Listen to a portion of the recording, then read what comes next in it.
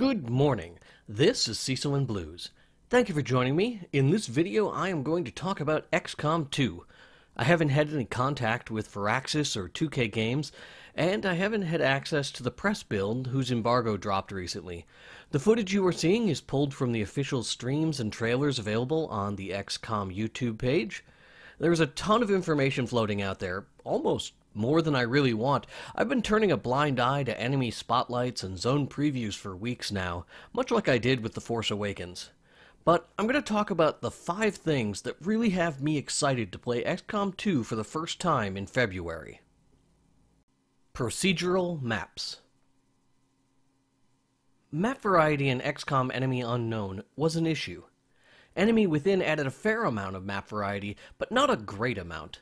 An experienced player could easily become familiar with many of the maps and learn the safest way to move through the terrain, even recognizing where they are most likely to encounter enemy forces. In XCOM 2, maps are randomly constructed by pulling from a large palette of tiles that are attached together in coherent but unfamiliar ways. The hope is that this should retain the benefits of handcrafted maps while adding the unfamiliarity of procedural generation. My hope is that this will allow the tension and uncertainty of exploring an unknown map to persist at all levels of play. New strategic features. The strategy layer in XCOM 2 is significantly deeper than it was in Enemy Within. Your base has a host of new features. You no longer get dozens of scientists and engineers. Instead, you'll recruit individuals with names and special skills. These individual units can be assigned specific roles inside your base. You can also assign rookie soldiers to train, allowing you to select their soldier class, so you have replacements that aren't fresh off the boat should someone in your front line die. This adds an additional fine control of your base and your crew that didn't exist previously. It adds a bit more personal touch, and in particular, humanizes the scientists and engineers in a way that XCOM didn't. The other aspect to the strategy layer, the geoscape, is an entirely different animal.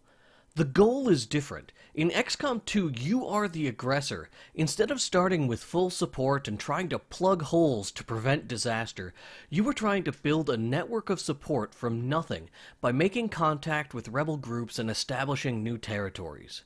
You can still lose control of these regions if you fail to protect them, but unlike XCOM Enemy Unknown, you can win them back again, creating a sort of ebb and flow to the game. The way it's been described makes it sound a bit like a good board game, featuring 2 teams that have opposing secret win conditions. Not only do you have to pursue your own win condition, but you have to make sure to interfere with the other team's goals, which may involve overextending yourself. While there's still a significant amount of randomness involved, it sounds like there will be far more player agency than what was found in the strategy layer of XCOM Enemy Within. Soldier customization. There are so many more ways to personalize your soldiers in XCOM 2. In addition to a variety of faces, skin tones, hairstyles, and colors, there are also hats and glasses. A limited selection at first, but as your soldiers level up, they unlock further options related to the experience that they've had in the field. Armor tint now allows you to select a primary and a secondary color. The color of your weapon is a third separate option. Armors and weapons also have the option to include patterns to further distinguish your soldiers from each other. In XCOM 2, your soldiers' core details are also open for change, allowing you to reassign their nationality and their gender if you'd like. You can even write a custom biography. A large variety of voice options in multiple languages is available just like it was in Enemy Within. But adding a further layer to this are a selection of attitudes that adjust your soldiers' personality, changing their posture and the way they speak to you in the field. Mechanical customization is also still available, with each of the 4 base classes having 2 disciplines with unique skills that will better define their role in your team. Weapons and armors themselves can be customized with different enhancements that change not only their appearance, but also their combat stats. These are earned through gameplay as random rewards from slain enemies. As long as you don't use a grenade. Did you use a grenade? Oh, Dr. Valen would be so disappointed. What is most exciting to me about the customization in XCOM 2 is the ability to build a database of soldiers from the main menu prior to starting a game. This database is used by XCOM 2 during gameplay to populate your base with new soldiers, but also to populate maps with prisoners, civilians, or enemy leaders. This kind of interaction will lead to great immersion stories if I'm understanding how it works correctly. Building a rich pool of characters that I know and recognize that could show up as NPCs has me very excited to fill that database with everyone I can think of prior to playing my first game. New tactical features. XCOM 2 has a whole new set of soldier classes and progression paths. One class has a melee weapon, and another has a pet. Neither of these have been seen before, and both establish whole new strategic options. Stealth and hacking are new tactical features that further allow for new types of gameplay. Existing tactical features have been improved as well. Overwatch, for example, is much smarter than it used to be. If an enemy triggers multiple overwatches from 3 of your soldiers, but the first one lands a killing blow, the other 2 will not fire, and instead they'll save them for the next unit that triggers it, making traps a much more effective strategy. Sub-weapons work quite differently than they did in Enemy Within. Only the sniper class retains access to the pistol to use as an alternative. But also, reloading is no longer a turn-ending action. So if you start your turn out of ammo, with enemies in range, your soldier can spend their first action reloading their primary weapon, and their second action firing, reducing the need for other soldiers to have pistols, and further distinguishing each of the combat classes. These small changes are creating large, interesting ripples in existing strategies. Mission objectives have become more complex and feature a greater variety. Many have a timed element, forcing you to adjust your tactics from the standard blue move and hunker loop that was time-tested in Enemy Unknown. These aren't meld canisters, they are core mission objectives. Coming off of Invisible Ink, a game of pure tactical stealth, I am excited to try out all these new features and see how they shift my XCOM playstyle.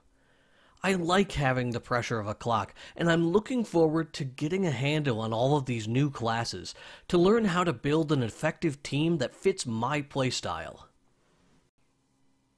Whole new enemies, stories, and scenarios. I can summarize this in one word: Newfoundland. The first time I ran the Newfoundland map, it was terrifying. Now that I know the script, though, it's actually a pretty easy map. I know how chrysalids move. I know I don't need cover for my soldiers. I know where the ambushes are.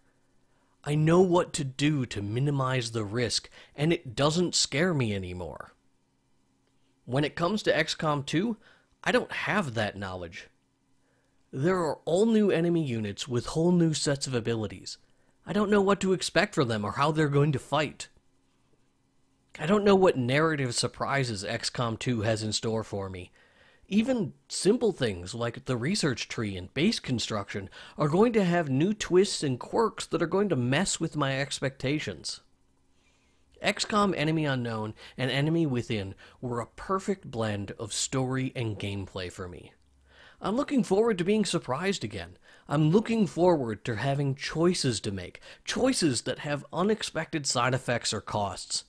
I'm kind of looking forward to losing a few games as I learn how to command this rebel force. I hope my custom soldiers can forgive me. XCOM 2 releases on February 5th, and I'm clearly excited for it. I don't advocate pre-ordering video games, certainly not digital video games. What? Are they gonna run out? But I know that I'll be there right at launch for this one, regardless of bugs or performance issues. If those are concerns for you, then absolutely wait for launch.